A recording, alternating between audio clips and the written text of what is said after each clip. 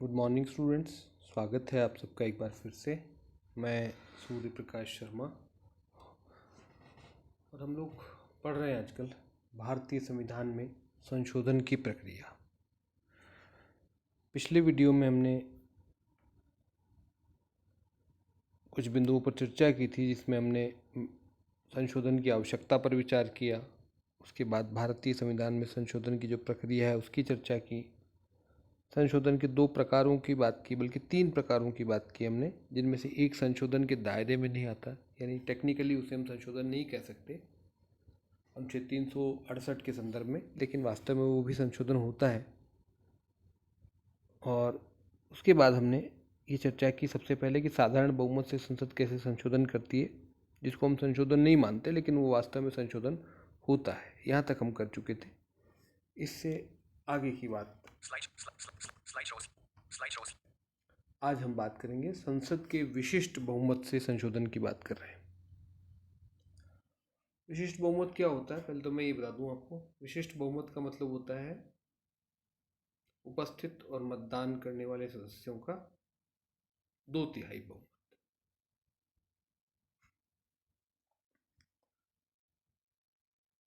तो विशिष्ट बहुमत से संसद संशोधन कर सकती है किन मामलों में? जो संविधान है उसके अधिकांश प्रावधान इस प्रक्रिया के द्वारा संशोधित किए जा सकते हैं, यानी दोनों सदन अपने पृथक पृथक विशिष्ट बहुमत से संविधान संशोधन विधेयक को पारित करें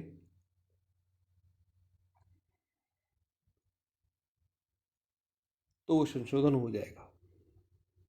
विशिष्ट बहुमत का अर्थ मैंने आपको बता दिया। सदन की कुल सदस्य संख्या का बहुमत होना चाहिए और उपस्थित और मतदान करने वालों का विशिष्ट बहुमत होना चाहिए। इस श्रेणी में संविधान के निम्न प्रावधान आते हैं। कौन कौन से आएंगे देखिए। सबसे पहला, मौलिक अधिकार। दूसरा, राज्य नीति के निर्देशक सिद्धांत। तीसरा, संविधान के अन्य सभी प्रावधान जो प्रथम या तृतीय श्रेणी में नहीं आते, यानी जो हमने पहले देखा था साधारण बहुमत वाली कैटेगरी में नहीं हो, या थर्ड कैटेगरी जो अब हम देखेंगे उसमें ना हो, वो सब इसी में आएंगे। नेक्स्ट की बात करते हैं हम। नेक्स्ट है संसद का विशिष्ट बहुमत तथा राज्य विधानसभाओं का अनुमोदन। जो संघ से संबंधित प्रावधान है हमारे यहाँ, उनमें अगर कोई बदलाव किया जाना है तो उसके लिए संसद का विशिष्ट बहुमत चाहिए। पहले तो दोनों सदनों का पृथक पृथक, और उसके बाद आधे राज्यों की विधानसभाओं का साधारण बहुमत से अनुमोदन चाहिए। हाल ही में ऐसे 2 संविधान संशोधन हुए थे, 99वां और 101वां। 99वां संशोधन NJSC से संबंधित था, सर्वोच्च न्यायालय और उच्च न्यायालयों के न्यायाधीशों की नियुक्ति से संबंधित था। 2014 में ये हुआ था, जिसको 2015 में सुप्रीम कोर्ट ने रद्द कर दिया था, संविधान के मूल ढांचे के विरुद्ध मानते हुए। और दूसरा था 101वां संविधान संशोधन, जो GST से संबंधित था 2016 में।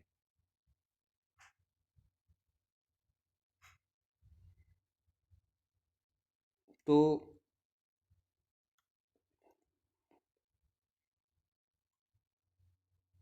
इसको समझ लें कौन कौन से मुद्दे इसमें आते हैं। प्रक्रिया तो आप समझ ही गए कि पहले संसद के दोनों सदनों में पारित होगा विशिष्ट बहुमत से। विशिष्ट बहुमत का मतलब कुल सदस्यों का बहुमत, लेकिन मतदान और करने वालों का 2/3 बहुमत। कौन कौन से मुद्दे आएंगे इसमें? पहला है राष्ट्रपति का निर्वाचन तथा उसकी प्रक्रिया। राष्ट्रपति के निर्वाचन से संबंधित अगर कोई बदलाव करना है आपको उस प्रक्रिया में या निर्वाचक मंडल को लेकर के, तो इस प्रकार से ये करना पड़ेगा आपको। नेक्स्ट, संघ तथा राज्यों की कार्यपालिका शक्ति का विस्तार। हमने देखा था संघ और राज्यों की कार्यपालिका शक्ति के विस्तार के बारे में। अभी हमने संघ के बारे में देखा, राज्यों के बारे में नहीं देखा। तो उस शक्ति के विस्तार में अगर कोई चेंज करना है आपको तो हमें इसकी ज़रूरत पड़ेगी। नेक्स्ट, सर्वोच्च तथा उच्च न्यायालय के प्रावधानों से संबंधित कोई चेंज करना है तो भी हमें उसकी ज़रूरत पड़ेगी, राज्यों के अनुमोदन की ज़रूरत पड़ेगी। नेक्स्ट, संघ तथा राज्यों के बीच व्यवस्थापिका शक्ति का वितरण जो 11वें भाग में है, इसकी चर्चा हम इसके बाद करेंगे। इस चैप्टर का पूरा होने के बाद अगला चैप्टर हमारा संघ राज्य संबंध होगा। उस में अगर कोई बदलाव करना है, 7वीं अनुसूची की जो सूचियां हैं, संघ सूची, राज्य सूची, संवर्ती सूची, अगर उसमें कोई बदलाव किया जाना है तो इसमें राज्यों की सहमति ज़रूरी है, ये राज्यों का अनुमोदन जरूरी है। नेक्स्ट है इसमें जीएसटी परिषद जो भी 101वें संविधान संशोधन 2016 के द्वारा बनाई गई है, आर्टिकल 279A में, उसमें अगर कोई बदलाव करना है। 7वीं अनुसूची की सूचियाँ बात हुई गई। संसद में राज्यों का प्रतिनिधित्व, संसद में जो राज्यों का प्रतिनिधित्व मिला हुआ है, अगर उसमें कोई बदलाव किया जाना है तो उन राज्यों का अनुमोदन जरूरी है, आधे राज्यों का अनुमोदन जरूरी है। और फिर है संविधान संशोधन की प्रक्रिया जो अनुच्छेद 368 में दी गई है, अगर उसमें भी कोई बदलाव हमें करना है तो हमें राज्यों का अनुमोदन आवश्यक है। तो ये प्रावधान हो गए संविधान संशोधन के प्रकार। 3 प्रकार के हमने देख लिए। कुछ मामलों में साधारण बहुमत से हो जाता है संसद के दोनों सदनों का, और कुछ मामलों में या ज़्यादातर मामलों में कहें बल्कि तो विशिष्ट बहुमत से, और कुछ जो संघीय प्रावधान है अगर उनमें बदलाव करना है तो विशिष्ट संसद के विशिष्ट बहुमत के साथ साथ आधे राज्य विधानमंडलों का साधारण बहुमत से अनुमोदन भी आवश्यक है। तो ये हैं कुछ महत्वपूर्ण प्रावधान संविधान संशोधन प्रक्रिया के बारे में। अब हम देखते हैं इस प्रक्रिया में क्या कमियां हैं। सबसे पहली कमी तो ये बताई जाती है कि संविधान संशोधन सम्मेलन अथवा सभा का प्रावधान नहीं है। इसमें यानी संसद और जो विधानमंडल है उन्हीं को कॉन्स्टिट्यूएंट पावर दे दी गई है, उन्हीं को संविधान संशोधन की शक्ति भी दे दी गई है।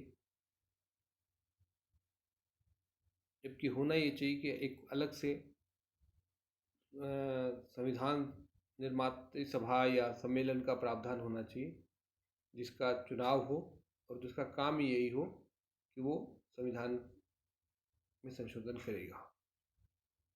जैसे कि अमेरिका में प्रावधान है, हालांकि उसका पालन वहाँ भी नहीं होता, वहाँ की कांग्रेस और राज्य विधानमंडल ही करते हैं। कभी कभार एक आध बार ही ऐसा अवसर आया जब राज्य विधान सभाओं के अनुमोदन के बजाय जो है वहाँ पर राज्य स्तरीय सम्मेलन बुलाए गए थे अनुमोदन के लिए। सामान्यतः वहाँ भी विधानमंडलों के द्वारा ही ये कार्य संपन्न होता है। दूसरा, राज्यों की सीमित तथा केवल अनुमोदनकारी भूमिका। राज्य अमेंडमेंट प्रोसेस में राज्यों की शक्ति बहुत सीमित है, और ख़ास बात यह है कि राज्य का अस्तित्व भी संकट में पड़ जाता है। यानी राज्य का अस्तित्व केंद्र सरकार उसकी अनुमति, उनकी सहमति के बिना समाप्त कर सकती है। ये और बात हमने देखा था अभी। तो राज्यों की भूमिका बहुत कम मामलों में, जैसे हमने देखा, कुछ ही मामले हैं जिनमें राज्यों की भूमिका है, बाकी मामलों में राज्यों की कोई भूमिका नहीं है, और वो भूमिका भी केवल अनुमोदनकारी है। वो पहल नहीं कर सकते संशोधन प्रक्रिया में, केवल संघ द्वारा लाए गए प्रस्ताव का अनुमोदन कर सकते हैं या उसको रिजेक्ट कर सकते हैं, इतना ही पावर है उनके पास। वो पहल नहीं कर सकते कोई अपनी लेवल से। नेक्स्ट, अधिकांश प्रावधान संसद द्वारा साधारण अथवा विशिष्ट बहुमत से किए जा सकते हैं। तो वही उसी का दूसरा रूप हम इसको कह सकते हैं कि बहुत सारे प्रावधान तो ऐसे भी हैं जिनको संसद साधारण बहुमत से बदल सकती है, जैसे जिसमें राज्यों के अस्तित्व को भी समाप्त किया जा सकता है, ऐसे भी प्रावधान है। यानी हमारे राज्यों का जीवन भी संसद की इच्छा पर निर्भर है। फिर ये हमारे यहाँ केवल आधे राज्यों के अनुमोदन की बात कही है, 2/3 बहुमत की बात, 3/4 राज्यों के अनुमोदन की बात नहीं है जैसा कि अमेरिका में है। ये कुछ कमियां बताई जाती हैं। नेक्स्ट हम बात करते हैं मूल्यांकन की। पहली बात तो ये है कि हमारा जो संविधान है, पॉजिटिव बिंदु की बात कर रहे हैं, कठोरता और लचीलेपन का मिश्रण है। मिडिल पाथ हमने अपनाया है, यानी कुछ मामलों में हमने कठोरता को अपनाया है, कुछ मामलों में लचीलेपन को अपनाया है। मध्य मार्ग है बना, हमारी परिस्थितियों के अनुरूप हमने एक पॉजिटिव साइड है। दूसरा, इसी को बात को केसी वेयर ने क्या कहा है, केसी वेयर एक विद्वान हुए हैं जिन्होंने भारतीय संविधान के बारे में अध्ययन किया है। वो कहते हैं कि यह लचीलेपन तथा कठोरता के मध्य अच्छा संतुलन स्थापित करता है। एक और लेखक हैं ग्रैंडविल ऑस्टिन, उन्होंने कहा कि संविधान संशोधन संबंधी प्रावधान सर्वाधिक विचारपूर्वक जोड़े गए प्रावधान साबित हुए हैं, हालांकि ये जटिल प्रतीत होते हैं। इसी से केसी वेयर ने भी एक बार फिर से लिखा है कि संशोधन पद्धति बुद्धिमत्तापूर्ण तथा अन्य संविधानों में प्राय नहीं पाई जाती है। मतलब बहुत अच्छी पद्धति है हमारी संविधान संशोधन की, और हमने अपनी आवश्यकताओं के अनुरूप इसको अपनाया है।